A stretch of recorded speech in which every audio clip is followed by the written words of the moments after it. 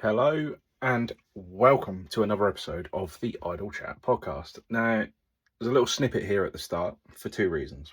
You join me for a start, live from my shed of many aristo parts and mess.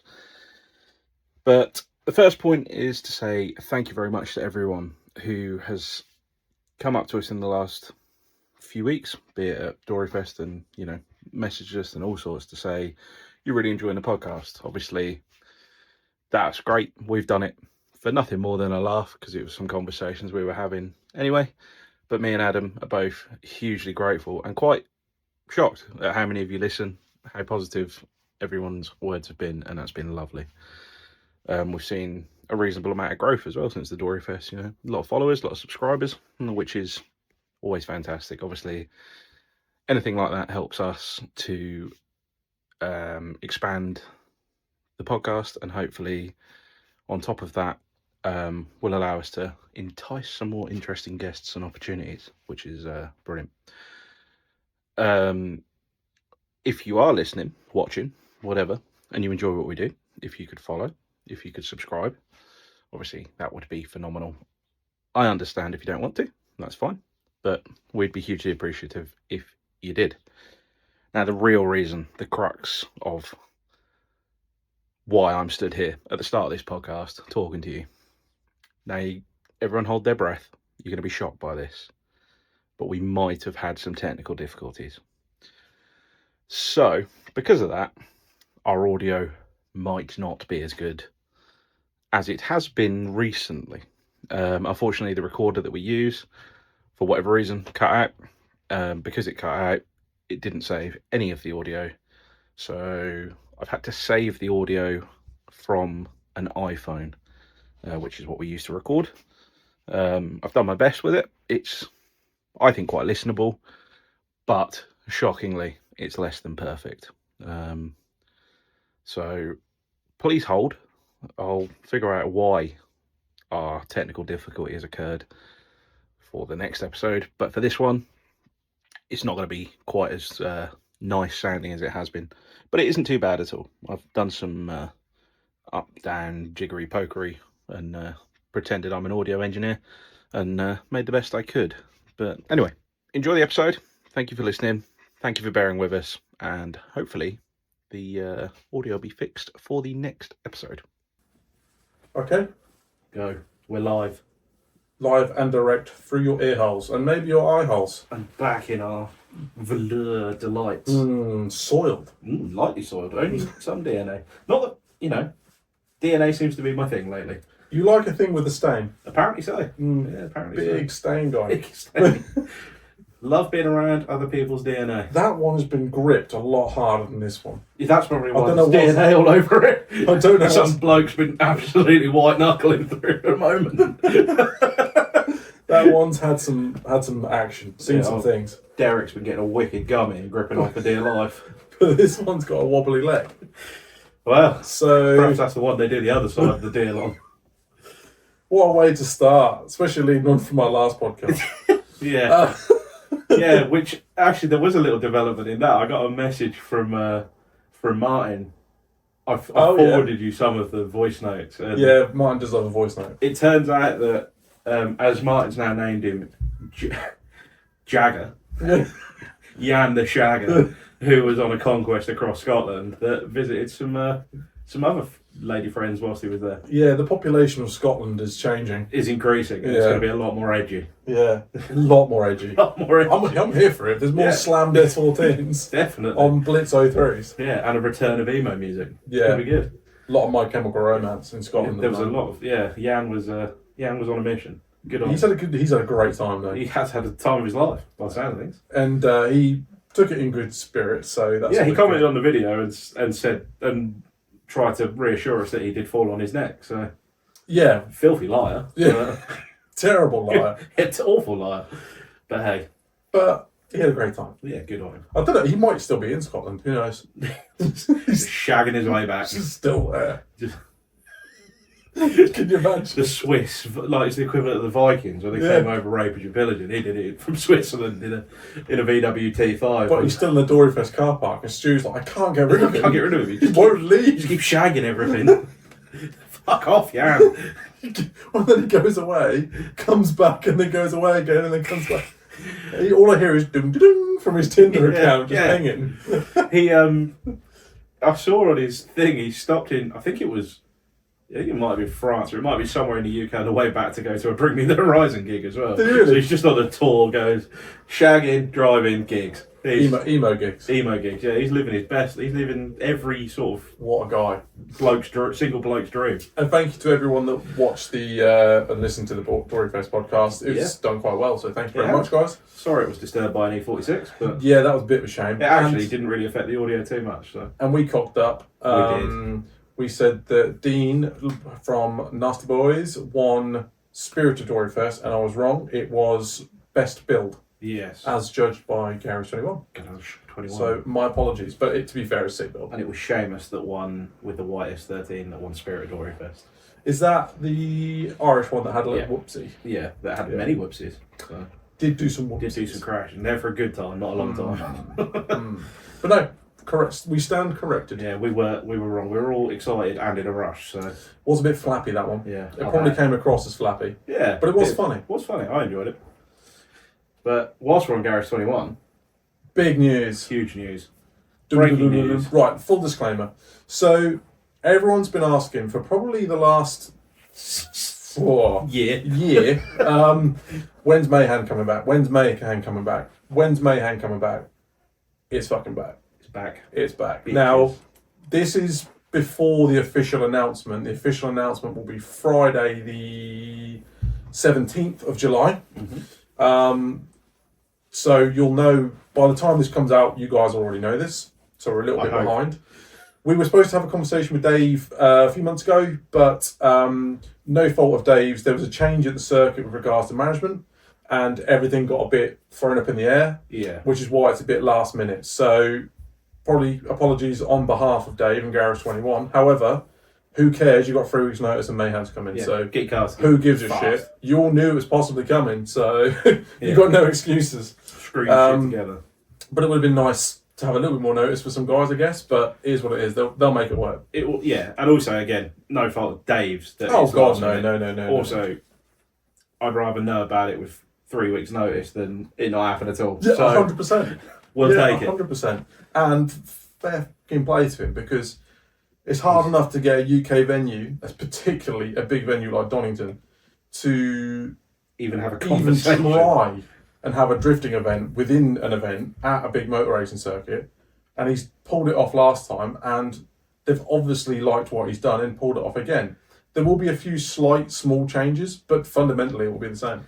And also, fair play to Dave as well, because he's had to build a relationship twice. Absolutely. At a major motorsport circuit, which it's hard enough to do once and get an event, let alone twice. I think the guy that left, that Dave had a good relationship with, put in a really good word for him. But I think the new person came in and was like, yeah, I need to sort this first. Yeah, I got bigger fish. Yeah, I need to sort this, I need to sort that.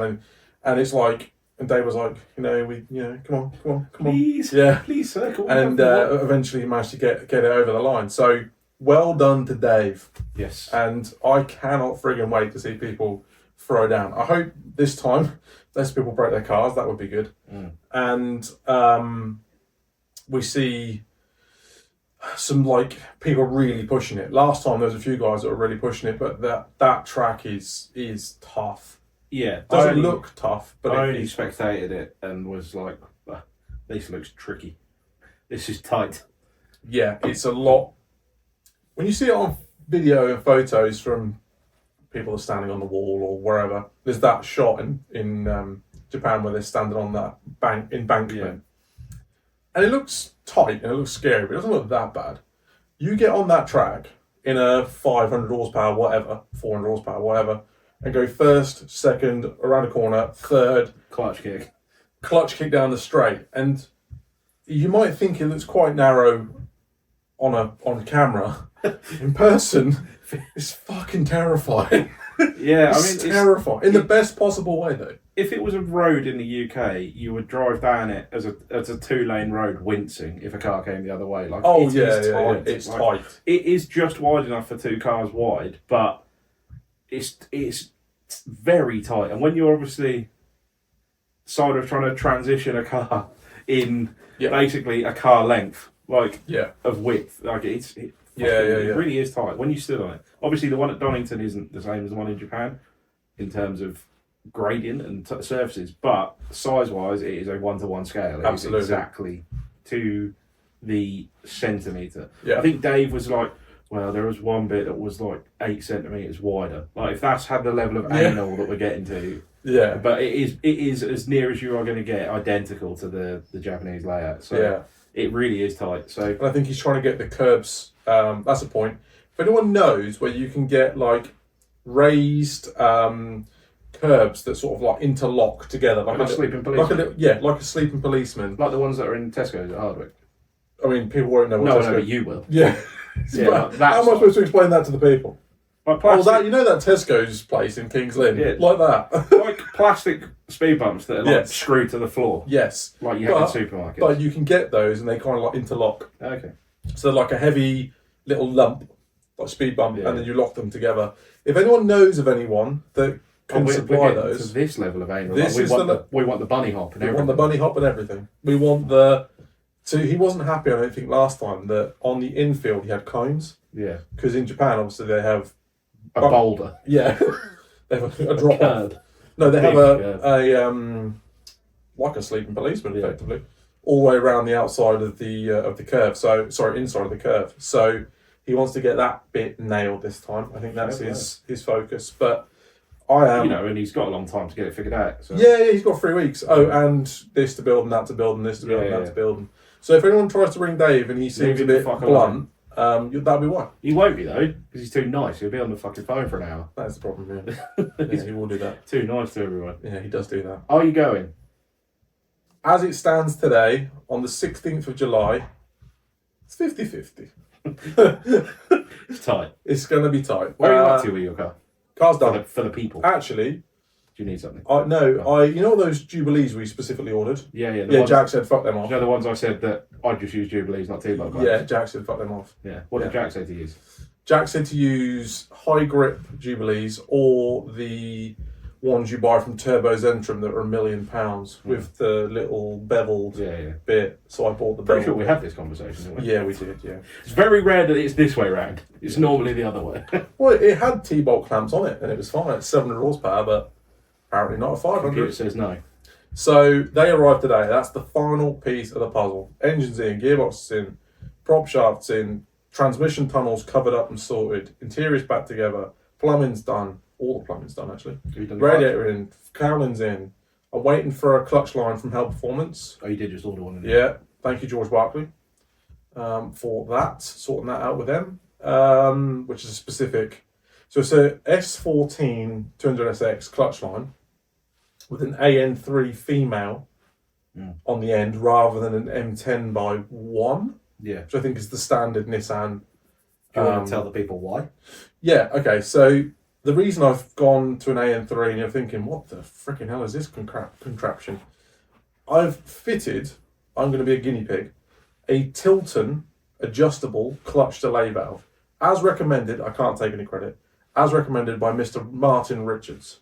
And if it's good enough for the King of Riga, it's Good enough for anyone. or ex-King of Riga, bless him, it's good enough for this guy. So the idea is, the clutch delay valve is like a one-way valve. It allows the oil to flow through so you can still stab the clutch and clutch kick, but it delays the return of that oil flow, thus delaying the return of the clutch pedal, thus slipping the clutch very slightly as you release the clutch pedal. That little bit of slip takes out some of the shock from the driveline. Negative is your clutch plates don't last as long.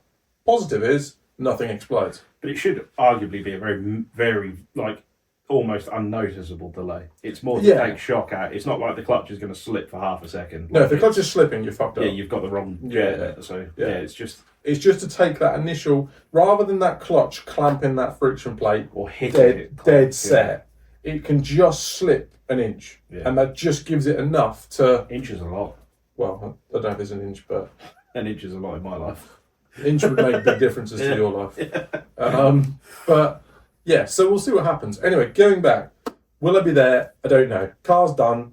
Jack is in Portugal with a paraglider strapped to him. Well, yeah. Every video I've seen from Jack this week, he's either riding pit bikes through the desert with no helmets on, falling out of aircraft. He does do that. In a boat of some description at high speed. Wakeboarding, paragliding, just doing something, basically trying to kill himself one way or another. Now, we're making it out like Jack just goes on a jolly all the time. This is Jack's first holiday I've seen him go on in about 5 years. I was going to say, and this wasn't... Do you know what happened with this? He told me the story. I believe Max's customer was like, "You're coming." Yes. So he's got a customer, Max Morgan, who's quite a wealthy guy. He has did some cool stuff. He did the hill climb. Yeah, I can't remember what it's called. It's got a cool name. Doesn't matter, because I can't remember it. Think about it. And Jack was like, "No, I got too much work to do." And Max was like, "No, you're coming to Portugal. We've got a villa." And Jack was like, "No, I need to do this." And he was like, "No, you're coming to Portugal. We have a villa." And basically dragged him to Portugal. Max is a pretty loose dude as well. Like he's loose and fast. He's loose and fast, living his best life. Like he used to come when Jack built you might have seen that Jack built a VR38 Patrol. Is it a Patrol? Yeah, it is a Patrol. It is a Patrol, yeah. VR38 8 HP Patrol. And to just check on progress, rather than picking up the phone, Max would fly his helicopter and land it in his yard. Yeah. And just go, "Oh, cool, that looks good." Yeah. Max is a fun guy to be around by all accounts. I've never met the bloke, but he looks fun. He sounds a lot of fun. He sounds like a good time. He's up for a good time. So yeah, when Jack gets back off his holiday, he has 2 weeks to wire and map your car. If he wants to try and make Well, he has 2 weeks. He has 76 cars booked in with lots of people. Yeah. A lot of those are JDM Garage. Yeah. So they've got a lot of stock coming soon. Have a look on their website. That's a shame. I think it's also a lot of Paul's personal cars as well. Well, Paul's got 76 cars. Have you seen Paul's personal car collection? No. He has a warehouse of just his own cars. Does he really? Of like specialist drag cars and time attack cars and really one-off builds and like he likes to buy. Like he built a Corolla for his wife that was all built with brand new old stock, top to bottom restoration, but also all the sporty Tome and cool stuff as well. He builds very nice cars. He does do nice cars, and he's also got like 6 XD1 cars and like he's got a lot of cool shit. Heavingham Concourse. That's it. Sorry, if you was watching, I was on my phone, but I was looking for the name of the hill climb. It's called Heavingham Concourse, which is Max. runs at his house. That's Max's house. Yeah. It's a small house. I also saw a video of him driving a Porsche 911 Dakar, like through his garden, jumping it through his garden and nearly taking out a pedestrian. Did do that, yeah. But wild guy. A lot of fun. Having a lot of fun. Anyway, we've digressed again. Jack is off having a good time. He's back next week, and rightly so, it's deservedly earned. He's back next week. He's got effectively just over 2 weeks, as well as 76 other cars coming over the next few months to do your car that isn't booked in. To do my car that isn't booked in. Yeah. So. Well, no, it was booked in. It was booked in. But there was an issue. It was booked in for 4 months ago. Yeah. So I don't. Yeah. Well, he'll do his best. But I've asked him, and he replied, but it wasn't the reply I was hoping he would reply with. So as it currently stands, it's more unlikely than likely. However, and also, what a place to test your car for the first time with a new setup. Yeah, I did say that. I mean, let's be real. You'd be nervous till you got out, and then you'd just figure it out because that's what we do. I'd be shitting it. I'd be shitting it anyway. I was absolutely bricking it in a car I knew. Yeah. That in a car I don't know. What harm could happen? I did that, mate, at Silverstone though. Titch, who does the commentary. When I changed all the B-knuckle and everything, I changed everything over, like everything. The engine was the same, but everything else was different. Yeah, when you ruined it, yeah. Yeah, when I ruined it. And no, it was the second time I ruined it. Oh, the second time you ruined it. Not when I put the... Oh, not when you first ruined it. When Adam first ruined his car, he ruined it in secret. He didn't even tell me about it. I went to go see him to drop something off, and his car was on axle stands in his drive with weird stuff on it. And I was like, why is it so high? What's happened? Yeah. I didn't know how to break it to him. I was devastated. So I thought I'd just turn up with a car, terrible fitment, and then he wouldn't be able to do anything about it. No. But no, I changed it, and it sort of drove okay, but it was bit edgy. And then I bought a pair of B-knuckles and fitted them, and then changed everything else thanks to Tom, Thusk, other nasty boys. That's the one. Who helped me with the setup, and then I went to Silverstone, and no idea what was going to I'll happen. figure this out then. And went, I'll do a sighting lap. So I went first, second, fuck it. Yeah. And then flat, third, fourth, huck. And was like, oh, this is way easier to drive. Do you remember my first sighting lap at Doryfest in the Skyline that I spent 9 years Yes, I building? do. Yes, I remember this because we went to the briefing, we walked out of the briefing, across the car park, me and Jake started our cars up and went, where's Callum? And you were already on the track. Going, what? Better still, you went through day one and said to Ed, if you want to drive my car, Ed, you can drive my car. Just Because Ed had also basically built that car alongside me. It was basically Ed's at that point. It was, you've got to drive it. And you said, just don't hang it off. Just don't stand it on the limiter, were my exact words. And he looked at me like I was some sort of prick. And then I thought back and thought, yeah, fair. I have just spent a day on the rev limiter. Yeah. And then, great day was had.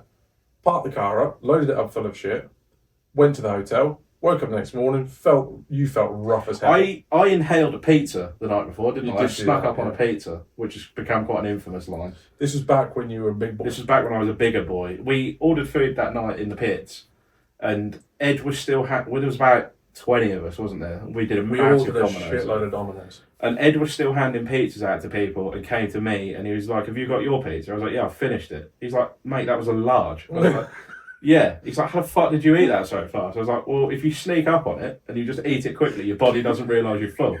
Which is why we got so big. Which is exactly what I did. And then I spent about the next 3 hours vomiting. Yeah, you did do that. And the next morning, like I'd had a hangover. You tricked yourself into yeah, it. if you sneak up on it, you can eat it quicker. So that's what I did. And then was very poorly. And then got to the track. This is the next morning. Got to the track, feeling rough. Very rough. And for, a third gear clutch kick will help us. Yeah. Which it did. It did. I felt fantastic after that.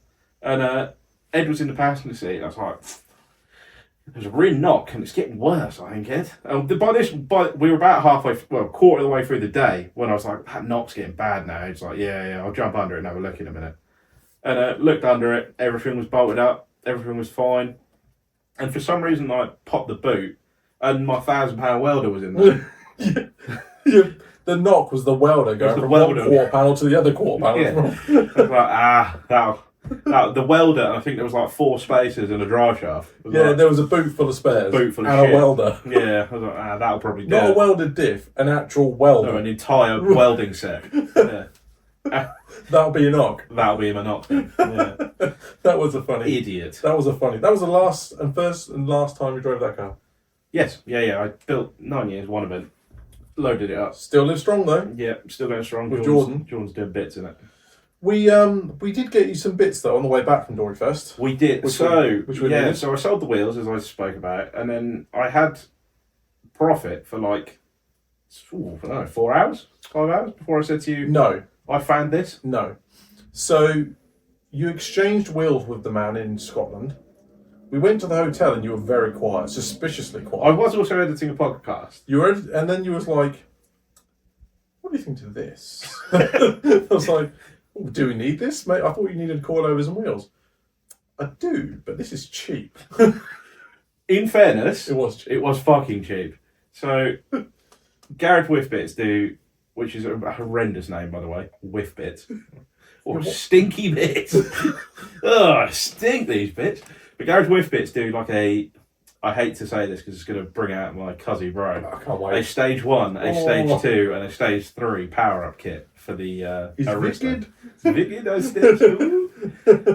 The stage 3 kit is exactly the same as the stage 2 kit, but with an intercooler, like a front mount. I bought that a few weeks ago. Doesn't fit. I haven't tried to fit it yet, but it probably said it doesn't fit. It looks very China, but we'll figure it out. That's also a Stinky Bits part as well. Is it? Yeah, it's a Stinky Bits kit. So, so I bought that for an absolute fraction of the price it should have been because it was cheap, and I'm trying to buy coilovers, so I'll buy anything. But I also bought something else this week that I didn't need. And the stage 2 kit is like £1,250, and it's like a fuel pump, mid pipe, decap pipe, fuel cut defender, Old school. spark plugs, and a Grady boost controller, think that's it. Yeah, I think that's it. And I tried to, there was this kit for sale, brand new in the box, in Durham. And I tried to buy it. It's kind of on the way home. Yeah, I tried to buy it 2 months ago, but the man wouldn't post it because apparently his car was too small, which I didn't really understand because I didn't think he was going to hand deliver it, but he was adamant he couldn't post it. What I don't understand about that is a decap pipe is about this big. Yeah, so unless he's driving a Peel P50, For people that don't know how that big is because they're not looking. Yeah, it's literally about 2 foot. You could put it on your lap. Yeah, it's not massive. No. Anyway, he wouldn't post it, and I was like, right, whatever. And then I was scrolling through Marketplace whilst I was waiting for the podcast to upload to the internet in the hotel room. The Doryfest one, yeah. Yeah, the Doryfest one. And it popped up again, and I was like, oh, that's in Durham. Where's Durham relative to our journey home? Kind of on the way home. Oh, it's almost exactly on the way home. So then I mentioned it to Adam, and Adam sighed and went, here we go again. I think your exact words were, it's like you're allergic to money. Yeah. I've got money in my pocket. I must spend it. I must get rid of this before it makes me ill. Did you get those coilovers as well? No, because he wanted a million gazillion pounds to post them, so I told him to go fuck himself. Even though they still were cheap, even with his ridiculous postage rate. Yeah, just principle on it. Yeah, out of principle, he can suck me. But yeah, so I bought a load of power up mods for my car, so we've got 420 Blaze It horsepower to go into it at some point. I like that we rang Jake as well. Jake Crouch. Yeah, we rang Jake on the way home. It wasn't good. It was like, what are you doing? Like, why don't you just put an ECU in it? Well, bear in mind the conversation we just had with that prick, though. I know you're listening as well, knobhead. Like, man's just had an audible vomit of about 100 grand that he's going to spend. Yeah. And then math me off because I was going to put a Granny boost controller in my car. Like, we've not all got Supra money. Yeah, we haven't got Supra money here, mate. We're building a budget Supra, so yeah, that's why we've got the fuel cut defender. Yeah, not an ECU. Yeah. Let's trick the ECU. Safety. Yeah, it's safe. It's safe if the ECU doesn't know that it's in a dangerous place. If it doesn't know it's lean, it's not lean. Yeah, exactly. I'm going to add a wideband to this. Are you? But are you going to look at the wideband? Well, it'll be there. It'll be lit up. And it'll be lit up, and I can go, oh, that's why it's melted. That's why it's broken. Yeah, it's breathing really heavy. Yeah, it's 15 AFRs, mate. The amount of fuel that thing uses, I think it could have about 2 bar and be safe. Yeah, it's a bit thirsty. It's a bit hot. Yeah, it's not good. But I also bought some roll center correctors this week, 326 power ones, because they were cheap. Right. Why are you buying everything other than the 2 things you need? Why? I don't understand. You could have just bought the 2 things you needed. I don't know, Adam, because I keep going, oh, they're cheap.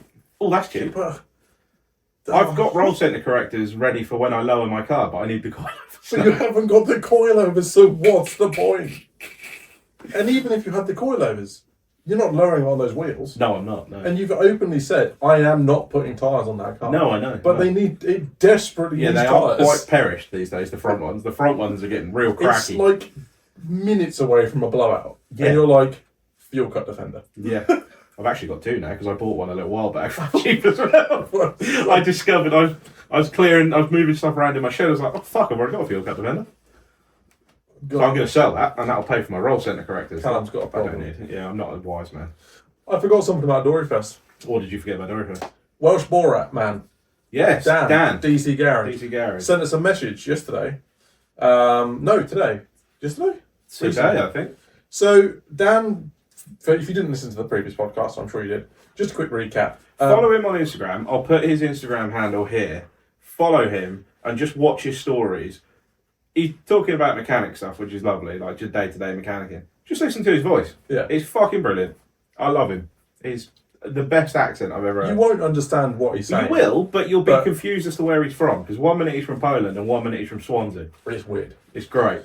Anyway, he messaged us to say that he, for some unknown reason, decided to buy a 350Z after the whole saga of 350Z with Baby Tom. Looked at that and went, that's a bit of me. That's my kind of logic. Yeah.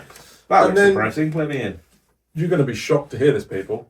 It had a misfire, which was the same problem that Baby Tom's car had, and the problem they chased all day on Sunday and couldn't fix. So Dan was like, nah, this ain't beating me this time. And without beer, and without a lot of drunk people shouting ideas with a at clear him. mind and a quiet voice. He figured out that basically they got the firing order wrong. That's upsetting, isn't it? That's all it was. And they don't fire 1, 2, 3, 4, 5, 6. They fire 1, 3. Yeah, I don't know what the firing He order explained it anyway. And if you got 357 with a misfire, speak to him. And he's made himself an expert. Made it work. So hopefully that's baby Tom's car fixed. Tom's car is fixed because he put a post up last night saying car fixed. There you go. And I said, have you checked your oil? And he sent me back a middle finger emoji. But it's fair though. Fair comment. I think everyone, if baby Tom ever posts a photo, Just ask him if he's checked his oil. Yeah, just send him an oil can emoji. If you see him driving his car on the social media, just ask him if he's checked his oil. Yeah, what's your oil saying? Or check it for him if you're near him. Someone do something. Yeah. Please. Deary me. What else has happened? Driftmasters. Driftmasters. Driftmasters looked rowdy. Finland looked like a bit of me. That mate, I want to go to Finland and watch that track. I want to stand on that wall and take a piece of fiberglass to the forehead. Oh, absolutely. That looks fun. Yeah. They The top at 140 kilometres an hour. fastest car clocked was 144 kilometres an hour, which is 96 miles an hour. Backwards down a wall. Yeah, literally. Mm. Mega. Mm. Also, because it was a new track and because it was a tricky track, well, two things. One, because it was a long pull down that hill. Yeah. Everyone was on their second engine. Yeah. They were, yeah. It was carnage in practice by the looks of things, people blowing cars up left, right and centre. One being Larry Heinen, who has blown 4 engines up in 4 events, used all his spares up, and Riga is in 7 days from today as we record this, and he doesn't know what he's doing. Job's fucked. I wouldn't shock me if he's in Mika's car again. I wonder if he'll hire Mika's car for the rest of the season. Didn't have the guts, so did it? I mean, it's still, that car does have the guts, but it didn't look like it did. It looked like it was well underpowered. It's exactly the same powertrain as Mika's current car. Exactly the same. The only thing is it's 300 kilos heavier. Is that the differences? The cars are identical, apart from weight. Because when I watched him qualify, it looked like when you see the plume of smoke out the back, that didn't have that plume. It looked flat. I think that is purely weight. That Really? they are identical cars basically, just different weight. It looked like it was struggling. Yeah. Now part of that could be that Larry's on a rented car at fucking best part of 100 miles an hour, throwing it at a wall, he's probably trying to figure it out. He's turned it down a little bit. He's right-hand drive usually with a big displacement V8. Now he's in a left-hand drive borrowed car that's very valuable with a straight 6 in it. Like there's a lot to learn quickly. Did right in Dave Egan Super at Riga though. I would argue that track is a little more forgiving though, isn't it? It's a bit wider, a bit longer sweeping, and there isn't a massive wall at the fastest point of the track. Yeah, that's true. I mean, there is in Riga, but it's 6 foot off the track. You've got to make a lot of people found it. Yeah, they did. You've got to make a slightly bigger mistake to find that wall compared to literally that wall is a clipping point at the fastest point of the track in Finland. But boy, did it cause some upset. And also, before we get to the upset, Jack Shanahan's qualifying run, his second qualifying run. How the hell did that? How did he not top qualify? That literally scraped the entire backside of his bumper. Like looked like he'd been rear-ended down the wall. That is big willy behaviour. And then as soon as he got past the wall, was just bang the clutch and off we go. That was one of the rowdiest runs I've ever seen. That track suited him because it was Balls out there. Well, clearly it suited him because he went on to win the event. And thank God he did. He's deserved that. Yeah, he needed that. 1,077 days since his last Driftmasters win. Which is mad. Which is what, 3.5 years? Mad. And he is, for a man who's been up there in the championship for the last 3 years as well, that's a long time to go without a win. He was very emotional about it, wasn't he? He was, I don't blame him. His brother was quite emotional as well, in top 32. I'd have been emotional. Yeah. So if you didn't see, Connor was in the burnout box, warming up for his top 32 battle, and the bolt that holds the tie rod into the wire side knuckle snapped. So a bolt broke. There's no 5-minute rule in Driftmasters. Go fuck yourself. End of. You're done. Yeah, that's harsh. Yeah, so... Not the rule, but like that's yeah. The rule is the same for everyone. Yeah, it's just. But it's harsh on him that it happened at that point. Yeah. So yeah, unfortunately, he arguably he would have been in for a tough battle anyway, because I believe he was against Benedictus Cherba, who ended up being second in the event. He was flying in that G Series. I've got hiccups apparently. Yeah, that car, Benedictus car looked. I think Benedictus was the fastest car on track. So yeah, so that M2 is fast. That would have been a hell of a battle.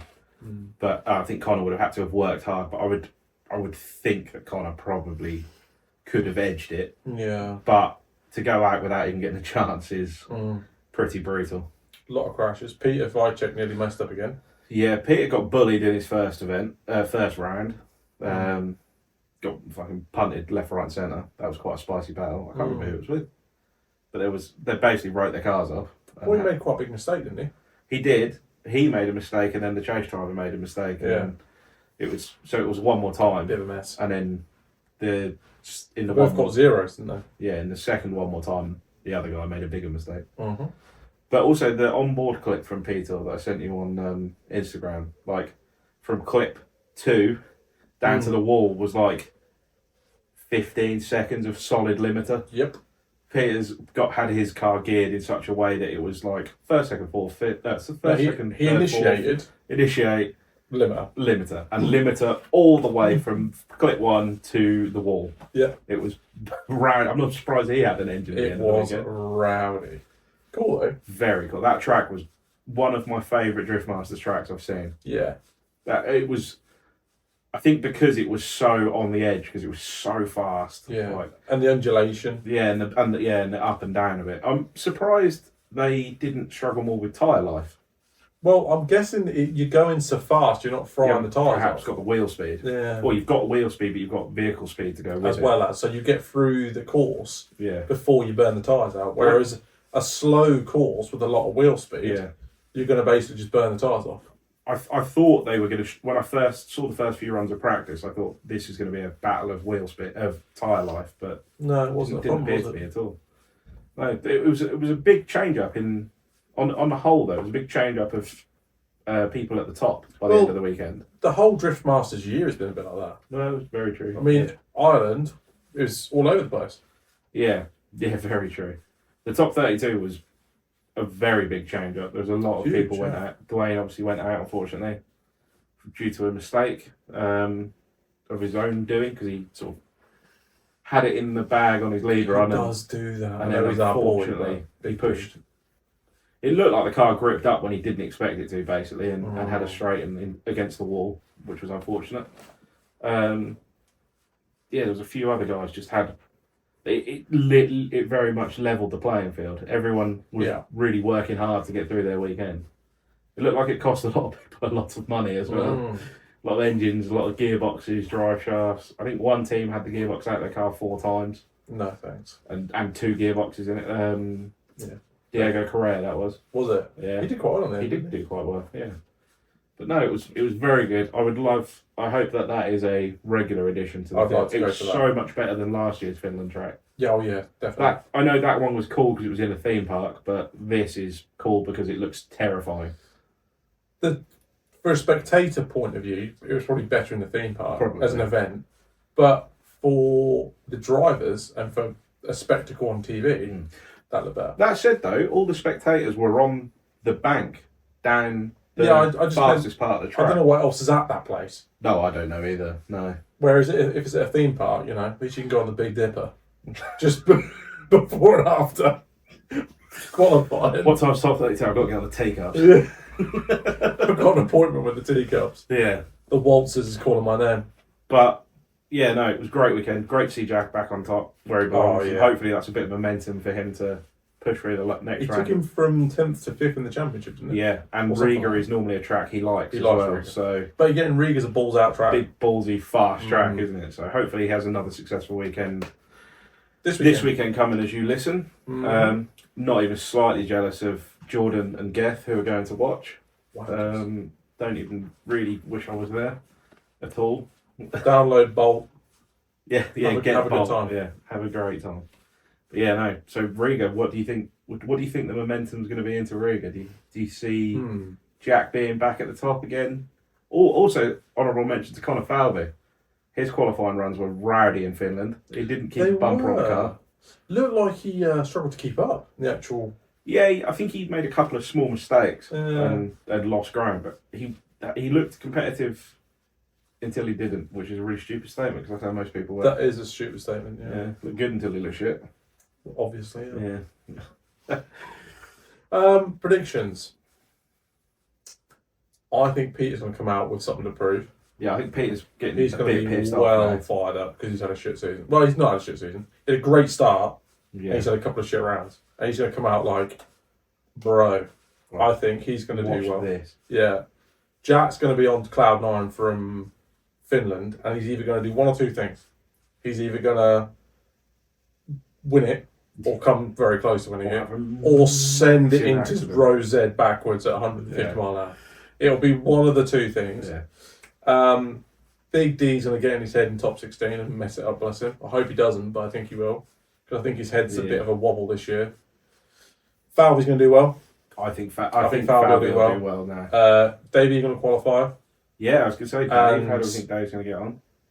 I think he'll.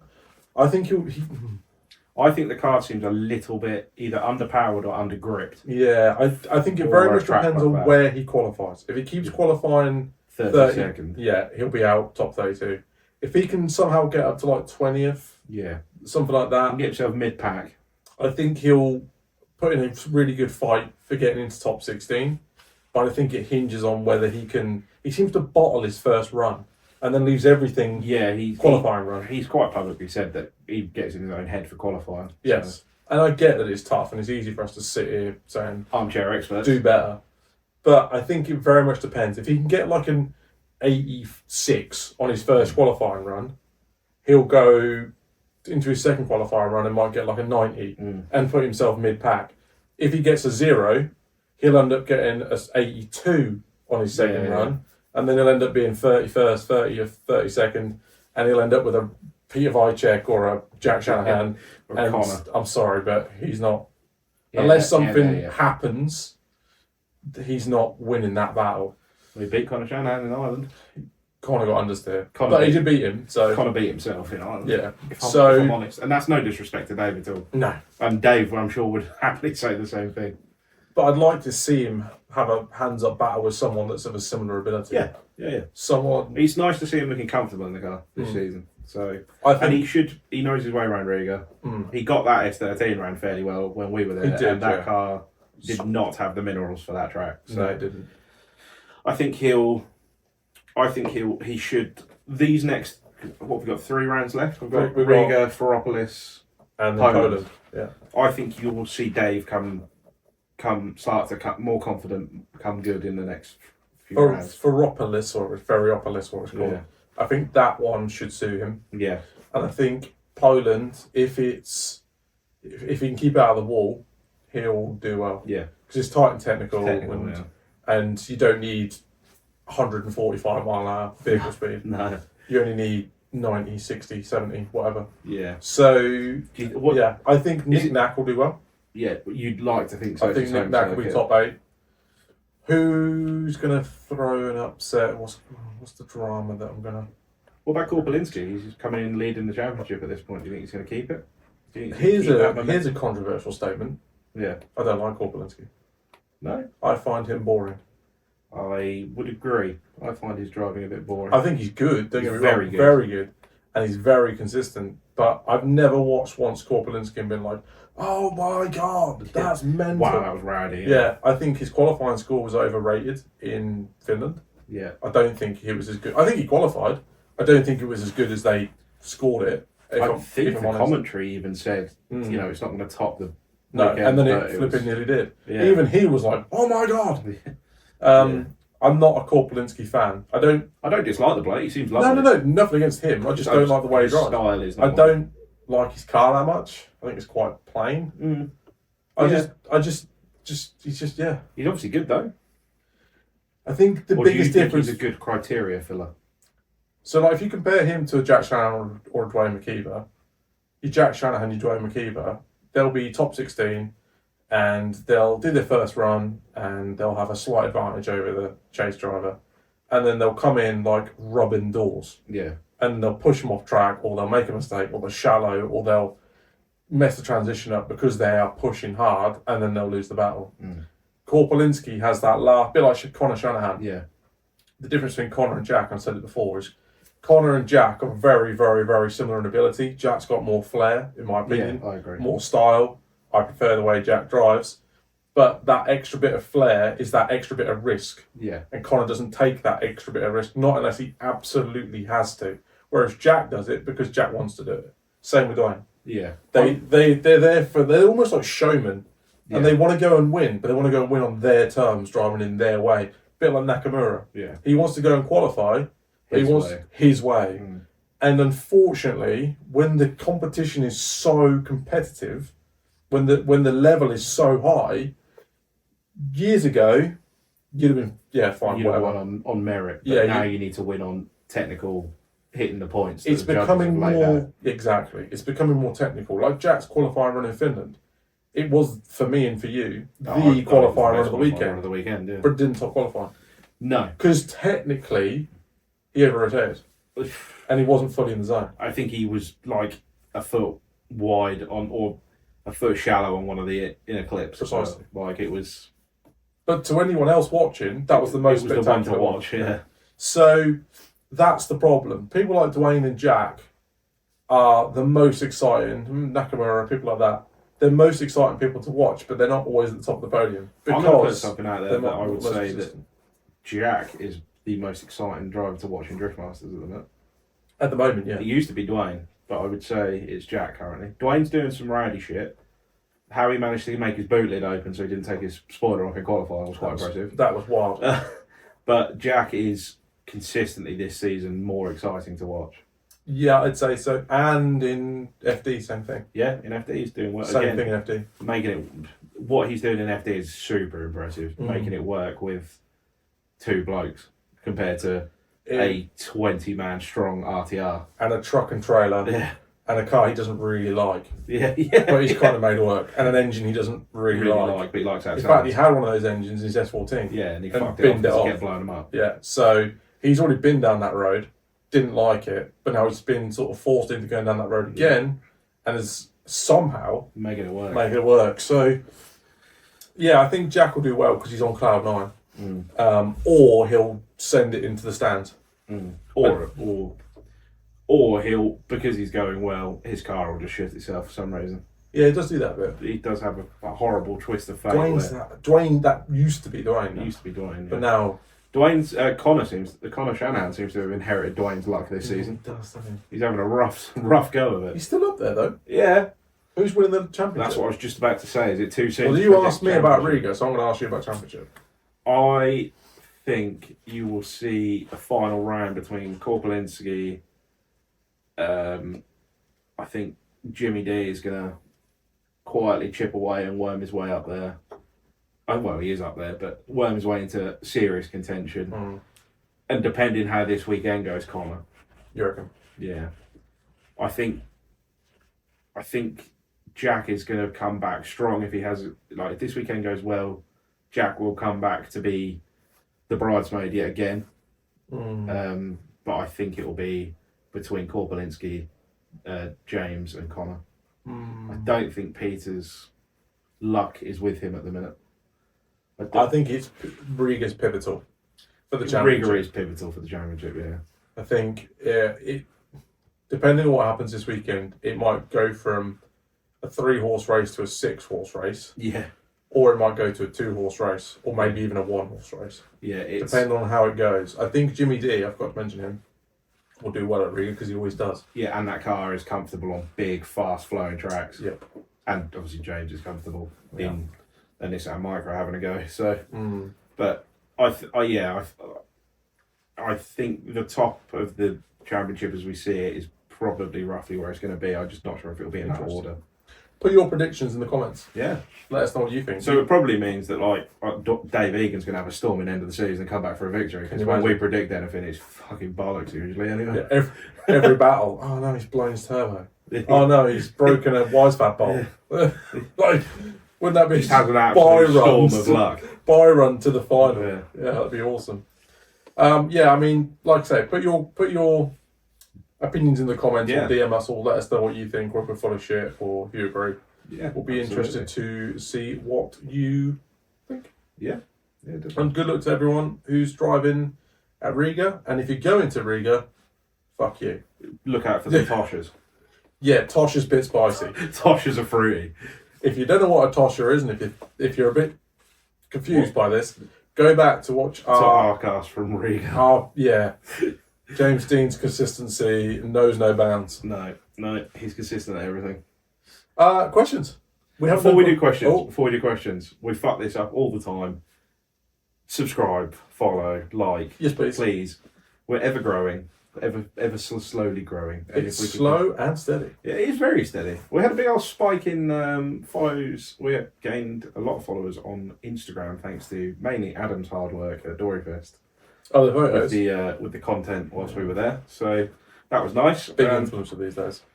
Yeah, and we're steadily creeping up on the I think we're at 225 or 230 subscribers on YouTube. And I'd really like 1,000. I'd like 1,000. Yeah. 1,000 would be good, but 1,000 is a little way away. But we started with none. We started with none, and we're a quarter of the way there. So get us to 1,000 people, yeah. please. That'd be great. Can we do 1,000 before the end of the year? No. Oh, we'll give it a go.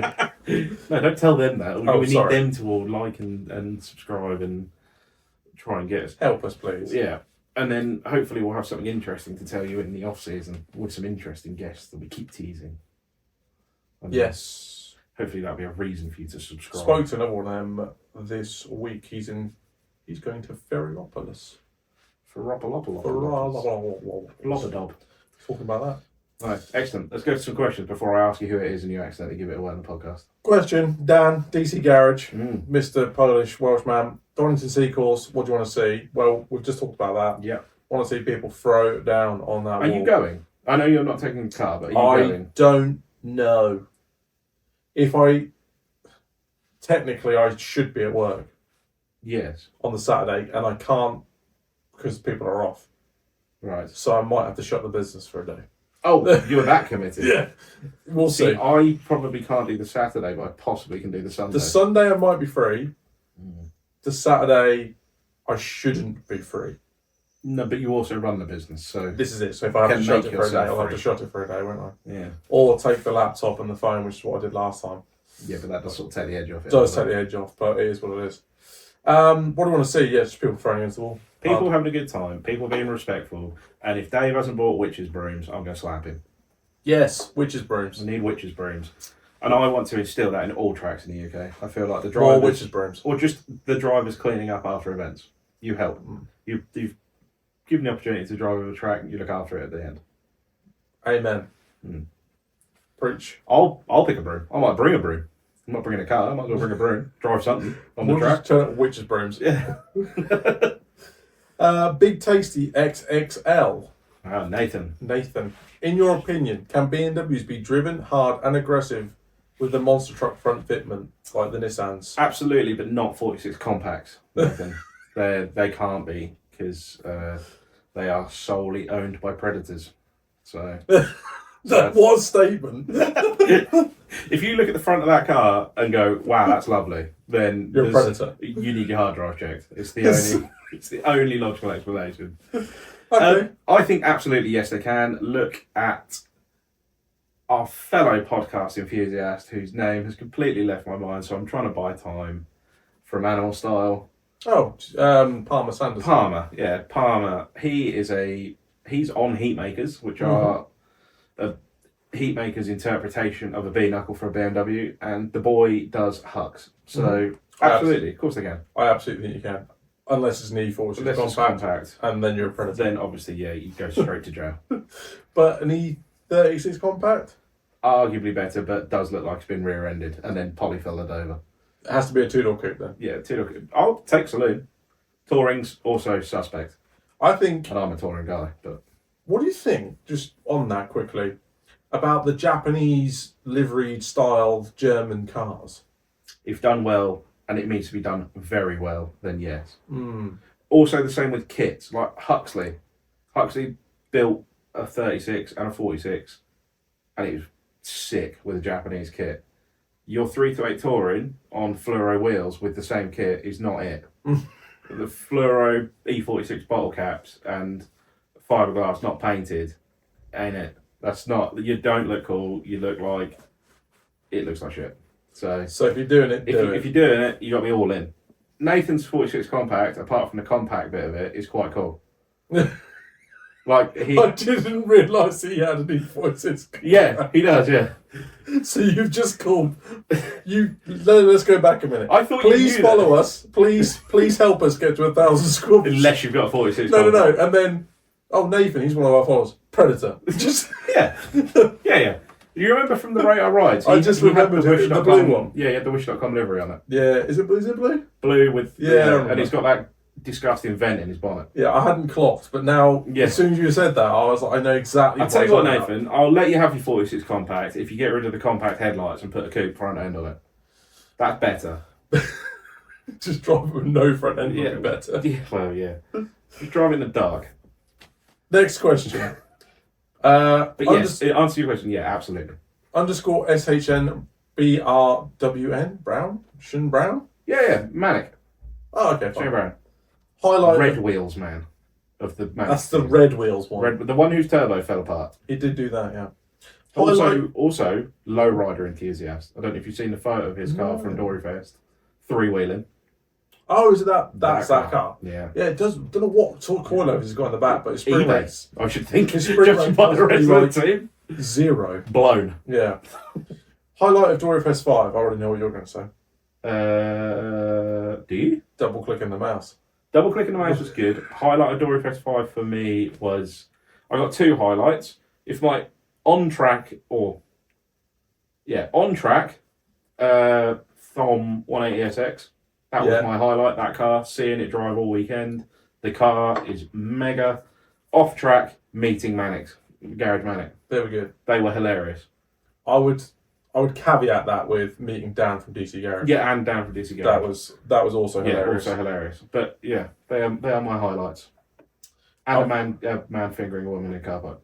Double clicking the mouse. Oh, sorry, double clicking. PC. Would you have changed anything about Dory Fest? That's Dan 6061. I'd have had less semen on my curtains. I would have changed that aspect of it. I wouldn't have slept under semen for 3 nights if I could have picked it.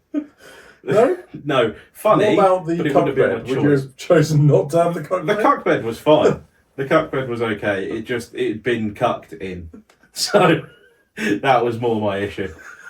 The soiled cuck bed. That's my main. I would have changed the weather slightly. Could have done with a little bit less precipitation. They've done well, though. They have done well. Also, I don't know what sort of witchcraft was going on in the UK, but the journey home got a degree hotter every 30 minutes, and then all of a sudden literally 10 degrees hotter in about 3 miles. We left Scotland and it wasn't 20 degrees. And it was wet and green. We got out to get your parts. We were like, oh, it's quite warm. This is in Durham. And then we got out in Newark, which is about 2 hours further south, and was like, oh my God. What? I'm wearing a hoodie and it's 31 degrees. I'm melting. Yeah, that was a bit rare. That was a bit weird. The weather, I would have... Martin made the pits bigger this year. And I would argue that it made the event feel marginally emptier. Just because there was the same amount of shit in a bigger space. I asked Martin if it was the same amount of drivers, and he said, yeah. I said, well, it feels quieter. And he was like, no, it's just because the pits are bigger. Yeah. That's where that stems from. Yeah. It was a little bit more segregated. But, I mean, I would have changed, I would have driven. But other than that, not really. A little bit more, I think, hopefully Martin listens and doesn't take it as a criticism. I suspect he probably won't, so I'll have to send him a voice note. I think Martin needs to market it a touch more. There was Dory Fest 5 happening in January, and then nothing, and then drivers' entries open, and then a little bit, and then we were at the event. Like, I feel like the first one had loads of hype around it built up. I think it just probably needs a little bit more of that. But that's not a criticism, that's a critique. They're different. Because you're well versed in... Yeah. You know all about organising events. Yeah, I'm a huge event organiser. But no, just fire some shit around on social media. Get people hyped. I would have liked to have seen, and this is going to be controversial for me, more stancy cool low cars. There was a lot There of was a beer-knuckle lot of boys. beer knuckle boys, and I'm all for beer knuckle boys, and I want to see beer knuckle boys throwing down. But I feel like that event is a 50-50 event. Yeah, yeah. It's 50% beer knuckle boys throwing down, and it's 50% stancy, slow, low boys running doors and having a good time and taking sick photos. Yeah. And there was the beer knuckle boys were throwing down, and there was a few stancy cars that looked sick, but there wasn't many. There was probably 15 beer-knuckle boys. But do those stancy cars exist anymore? Wow. Or has everyone gone beer knuckle boys? I'll be back. Just give me another year. I'll try and do it another year. Well, it depends how many more things I find to buy for 50 quid. Yeah, I don't know. The things you actually need. Yeah. Yeah, no, I would agree, actually. Like, there was some stancy boys, but the majority was like more driver focused. No bad thing. No. That's not a complaint or it's not a criticism. The first event was a heavy mix. Yes. I don't know what's happened. Maybe it's just a reflection of the change in drifting. I think it arguably might be. Yeah. But I feel like there's more, I would call them show cars that do a drift. A bit more like final back. Yes. And there's a lot of cars that maybe go to your gravities and stuff like that aren't maybe the best drivers or drive all the time, but do go and do a bit of driving in their low show cars. And add to the aesthetic. And do some laps and get some cool photos and show their car at the event and talk to other like individuals. Those sorts of people, I'm sure they're out there. Whether they can't afford to do it, don't want to do it, don't want the risk. There was a lot of people there that the regulars from Dory Fest. Yes. That we've seen we've been to 4 of the 5 now, haven't we? Yes. We missed one for Riga. We missed one. The regulars that have been at a majority of those weren't there for whatever reason. There was a lot of people that weren't there that have been at most of the others. Now that might be purely they couldn't make it, or they might. Some of them have sold up. I know. So I guess it could just be a general change in trend. Could be a change in What do you think? times. Is there more beer-knuckle boys and less stancy boys? I think there probably is. It seems to be the hype, doesn't it? Being aggressive driving over aggressive styling. Seems to be that way. Seems to be a little bit I'm that here way. for it, but also it was a bit of a surprise to see that. Yeah. And it was obvious. And also, you can think of a good few beer-knuckle boys that didn't make it. Yeah, there was. Like, there's a lot more of the more well-versed beer-knuckle boys that weren't there. Correct. So, Anyway, more beer knuckle. you were the Ross. man that said I want more stancy cars. Well, no, I just okay. I won't. Hypocrite. Shut up, Adam. Ross Barnes __. Mm-hmm. This is one aimed primarily at you. That can't be good.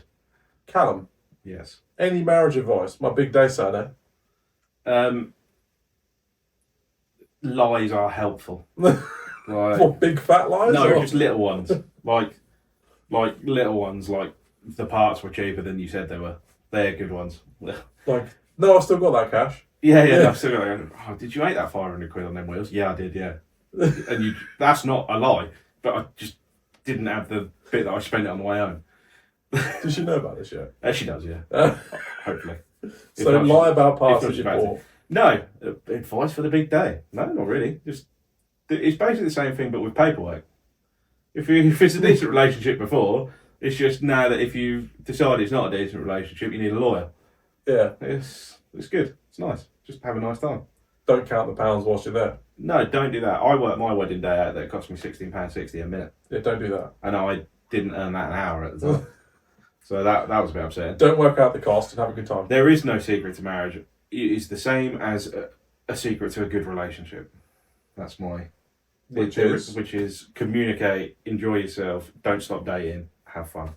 Oh, genuinely good advice from Mr. P. Yeah, better start doing it. Yeah. Maybe you should listen to your own advice. Yeah. Wayne B. S14, we don't, I believe. Wayne B at 14. We're just 14. When's 15 out? Hopefully, Mayhem. Yeah. Everything crossed. Fingers crossed. S15 ready to go. Hopefully within the next 3 weeks. Definitely within the next 6. Like with that, a month. month and a half away max, aren't It's we? wiring and mapping. Yeah, Right? wiring and mapping, and that's purely down to time logistics for Jack. That's all it is. GT87_Josh. Ah, Mr. Woodman. Mr. doing New daddy, soon to be husband. doing better Doing stuff. better stuff. With Cav from Better. Stiana. I love Cav from Stiana. He is hilarious. Finally, our man Jack on the top spot in DMEC. Absolutely. Absolutely. Preach Yes. that, Josh. Amen. Nothing more to add to that. Also, I'd like to see Josh's car get put together. Yeah, but he is a bit busy. He's being doing better. new dad, work, and getting engaged. He's doing a bit of that. Elliot Carter from Manic. Yes. Genuine. Mazda 6, man. There's another question from him. Ah, okay. This is question number 1. Genuine question. Thoughts on fully fledged drift car builds that only go to car shows and never drift? Bent. Bent from the man who is currently building arguably somewhat of a drift car to not fucking drive. It's bent, and I'm going to do the same thing. Absolutely. So that's your opinion. I Just bent. think I get it, because drifting is a style. It's a style-based sport. Yeah. So the cars looking a certain way, they naturally look away. I guess it's a bit like people that build like touring car replicas and take them to shows. Yeah. They're not doing DTM at the weekend, are they? They just want the car to look away. Maybe on the sim. I get it. The drift cars are so shit. This is what I was going to say. The thing I don't understand with it, right? To build a really nice, let's say, S15 show car now, nice paint, nice kit, nice wheels, good suspension, good interior, and probably a forged SR with 400 horsepower and a nice bay. That's a 30 grand car if you do it yourself. Minimum. If you do it yourself. Yeah. Like maybe you paid somebody to paint it. But if you built it yourself, that's 30 grand. If you're paying somebody else, it's probably 50, 60 grand.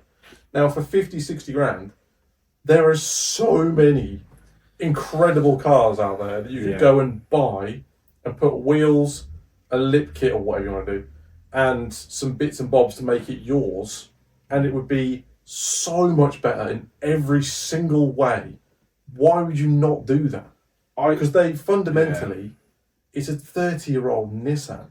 Yeah, and it's shit. And they are shit. If we're all honest, they're shit. I mean, like you're 32. Awful. You look sick, but was shit on the road. Yeah. It drifted, granted, but it had too much power for the chassis. That was arguably I aligned it with my eyes closed and put the cheapest tyres on eBay on it. True, but if it had room for improvement. But if you'd put good tyres on, then you'd have to have upgraded everything. Yeah. So constant compromise. I don't get why. Maybe it's just a different era. I don't get why you'd have a show car, which is an S14, S15, insert S body, R body. I get it if you're building it as a show car, like on air, like you're going for the show car aesthetic. If you're keeping full interior, no cage, If you're building a car that everyone would look at and go, fuck, it's a drift car, and you're not drifting it, and you're literally taking it to shows, I don't get it, you've ruined your car. Yeah. There's a guy I saw, did you see, for about the last month or so, there was a S15 fronted PS for sale, a grey one. Yeah, I did see that. The guy, I saw a post that popped up. Do you know, like Facebook shows you posts from people now that you don't know who they are? A guy bought it, and he sold his G80 M3 to buy it. Why? And he drove it home for the first night, took a photo of it, and went, "What the fuck have I done? This is the worst thing I've driven on the road." Yep. And like, they suck. They are awful. They're shit. So a nice, well-built, fairly stock S body is fine. Mm-hmm. My dad has one. Yeah, he does. It's completely bone stock, yes. and it's a good sports car on the road. Yeah. He didn't pay crazy money for it. That's fine. But if you're paying 40, 50 grand now for an S body with a welded diff, or you're building it, and it's costing you that much, a forged whatever, a box upgrade, a rear end upgrade, a kit, paint, a livery maybe, and a cage which makes you have to contort yourself into some sort of invalid to get into, and then you bang your knees against it constantly, and if you have an accident you die because the cage hits you in the cranium and kills you. then what are you doing? They're a cool idea and they're a fun thing if your mate pulls up on one and goes, do you want to go out for a rip on the road in my drift car? Oh, yeah. They're a great gimmick. Hilarious. I was buzzing to drive my 32 home, and then about a week later I took it to work, which at the time was an hour away, and I got halfway and I realised I was convincing myself I was having fun. Yeah. I was like, I'm too hot. Also, it's fucking noisy. These bucket seats are uncomfortable, and I've got to fold myself in and out of it. Every time I drove my S15, I was constantly in the rearview mirror like, I'm getting pulled over. Yeah, I'm going to prison. I'm going to prison. Or that's an unmarked car. Yeah, but like you're constantly like, I'm going to jail. Yeah. And if you need your license for your job, it gets a bit stressful. Yeah. So that's I'm not about it. Not building them for fun. If you're building it as a drift car, yeah. Yeah, and occasionally you take it to a show up the road. Yeah. Or you take a mate for a rip up the road, fine. If it's your only car, yeah, no. Awful. But if it's your weekend car, awful. No. Yeah. Awful. Weekend road car, yeah. Don't do it. Also from Elliot Carter, question number 2. Yes. What makes a Mazda 6 2-litre petrol such an elite tow vehicle? It's hard to put into words. It really is. Did you hear about their journey home? Yeah, tell the people. So, on the journey home in the Mazda 6... you're going to be shocked, people. Elliot had his S13 on the back, and they got 350 miles away from home. That's £1 a mile. Yeah, true. For him. 350 miles away from home, and the wheel bearing, it left the chat on the trailer. To do that. So, Elliot's car was, there's no other way to say it, in shit from the weekend. Yeah. Like, not a panel was straight on it, and it was in a bad way. Yeah. So they put Elliot's car on Liam's trailer. Liam then street drove the 32 350 miles home in 30 degrees. Yeah. With a failing diff. Yeah. And a smashed rear quarter and rear light. Yeah, and Elliot drove home on 3 wheels on his trailer. He did do that, yeah. So they didn't have a great journey home. But the Mazda 6 enjoyed having nothing on the back. Mazda 6 towed probably a lot better with fresh air on the back. And 3 wheels. And probably the most legal it had been, even with 3 wheels on it. It's really, Elliot, it's hard to put into words how you could find such an elite tow vehicle. It is pretty impressive. It's unique, I'll give you that. Next, the _Lord.Tom. What event will Adam's first test be on his new setup? Hopefully not Meihan, but potentially Meihan. We'll see. Meihan, likely to be either Donnington Meihan. Yes. Or terrifying. Silverstone F1 circuit. Even more terrifying. So, one of the two. I would argue Silverstone is less terrifying. There's a lot more runoff. Silverstone's not too bad.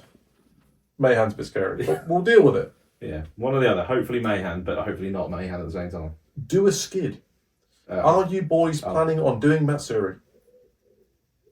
Planning, no. Planning, no. Would we do it? Yes. Well, it might. I might need to have a conversation with you about this, actually. Okay. Because it might work well for the people that we would like, the people that we need to speak to or send content. Do you want us to go to Matsuri? Yes. Just go to Matsuri and make some content. Yes, they do. We could be influencers. Let us in know. North Wales in the rain. Yeah. And the wind. It might not be windy and rainy. No, it might not be. Probably will. Yeah, we could. Yeah, potentially. I'm not against the idea. I've done many a Matsuri. You've done many a Matsuri. Yeah. I've not driven at Matsuris. I've driven cars out Matsuris. I've not taken a car to Matsuri. Absolutely would love to go to a Matsuri. Might be the end of year shakedown for my car. Could be, yeah. Depending on how we get on. Yeah. I've literally just driven back from 10 minutes up the road from Anglesey. Yes, you have.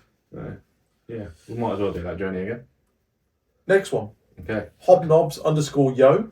S15. S15. Panic. No, Panic, yes, Panic. Garage yes. Panic. Manic are Manic. Team Manic. Yeah. Garage Panic. Panic are Scottish. Scottish boys. Scottish boy, being knuckle boys. Do you think a team drift event would work in the UK? Now there seems to be more teams popping up. Is that not what Doryfest should be? Yes, it should.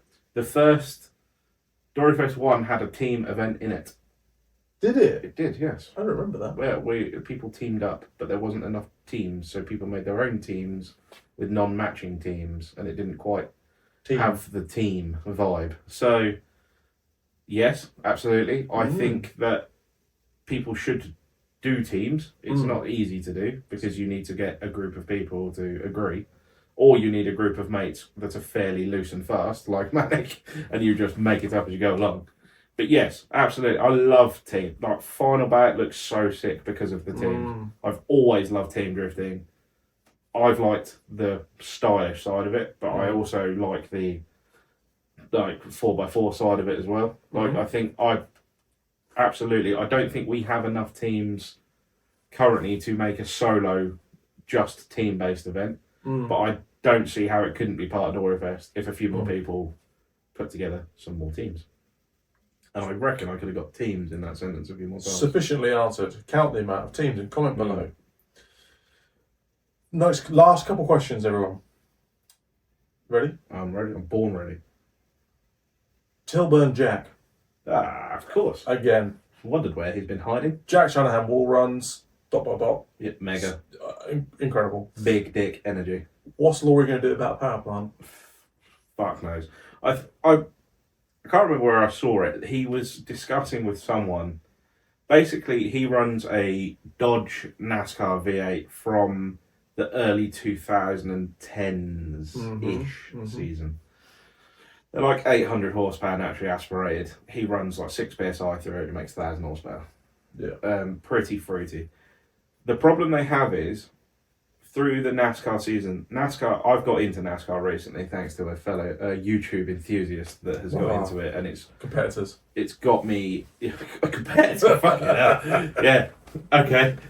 If we could have 1% of his followers, we'd be on to a good start. You know when you said, "Can we get to 1,000 followers?" Yeah. I think we're going to struggle to get a shout out from him for that. I've got into NASCAR. It's 39 events a year, basically every weekend for most of the year. But all around America. It's also like all of the budget and then add some. Like they've got like fuck you money to throw at this. So they would make engine changes, like internal engine changes for different racetracks. And because Lowry's buying these engines used, obviously from a long time ago, doesn't really know what he's got till it turns up. So his spares are really complex because one engine has different stroke in it and different rods, and then another engine has a different crank, and then different piston design in this engine and that engine. And although they're not a blueprint motor. No, they're all Dodge NASCAR engines from the same season, from the same engine builder. They're all different. So they're really struggling for spares because obviously they don't make those engines anymore, so it's all used or new old stock. And they've not really changed anything in their setup from the last 3 seasons, engine-wise. Like it is basically identical.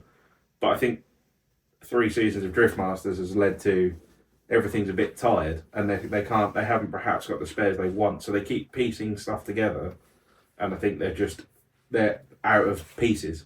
So I don't know what he's going to do.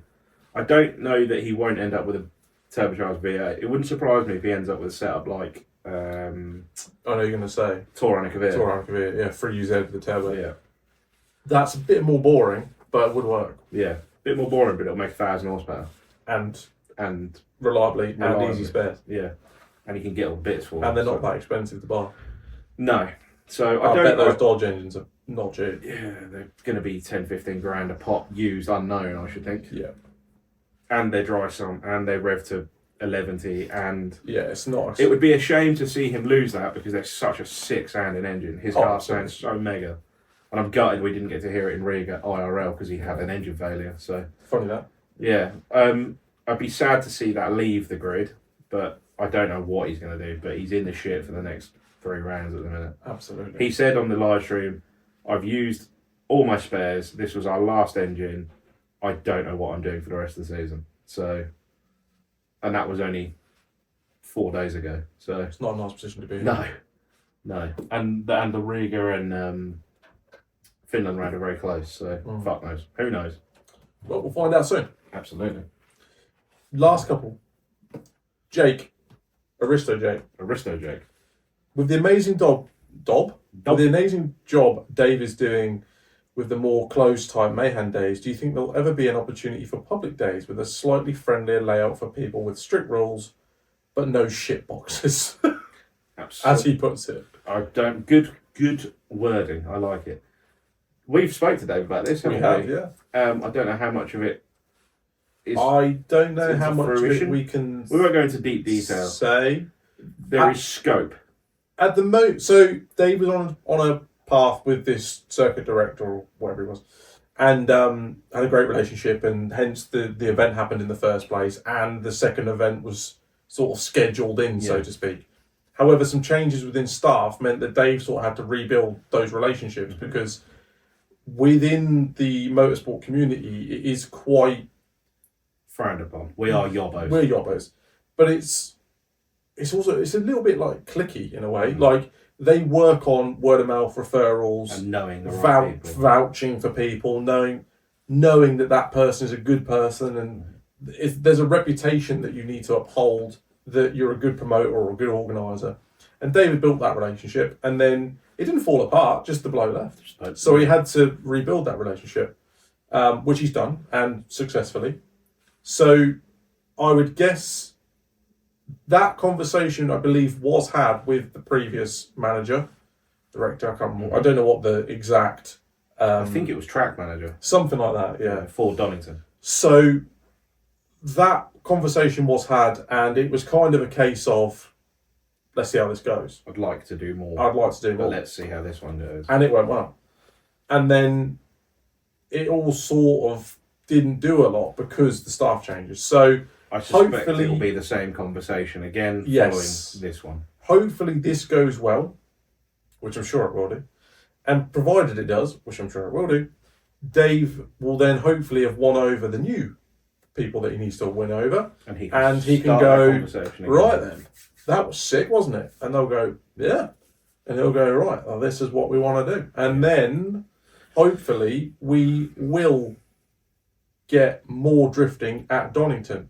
There was conversations about other parts of Donnington that could also be used. Yeah. Now, whether there'll always be a Meihan layout at Donnington, who knows? Oh, bruh. What is it, 2 hours or something? No, it's turned off. That's still recorded though. Oh no. Oh no. When did it turn off? Don't know. Do you have a look? But we're here now. We'll have to have some audio from a phone. Why is it turned off? Don't know. I just had an inkling. So I'll just check. Yeah, dead. The battery pack ran out. Shouldn't have done. It had like 50%. It's got overheated. or something. Yeah. Fuck. Well, I'll put this back so I feel like I'm doing something. Well, shit. We'll have to see how that goes on. We'll have to re-record it. Maybe. Anyway, Dave's going to have conversations with people. Yeah. And fingers crossed this event goes well, which I'm sure it will. And then that door may be reopened. Whether it'll always be Meihan layouts, I don't know. No. Might not be. He was talking about all sorts of different stuff. But we'll have to keep an eye on the Garage 21 Instagram pages and stuff like that and see what we can come up with. But fingers flipping crossed. Absolutely. And I have one more question, if you can hear us, which you probably can't, which is from Callum_Pete. How much semen is too much semen on soft furnishings? This much or as much the amount that's on my curtains. Deary me. Well, I suppose we'll wrap it up with the... Maybe you can hear us, maybe you can't. Fuck knows. See you next time. Bye! Fuck's sakes. Killer. Well, we get some food if you don't mind. Yeah, I'll go for it. Come in. I will. Let's just hope this is recorded as well. Yeah, it has.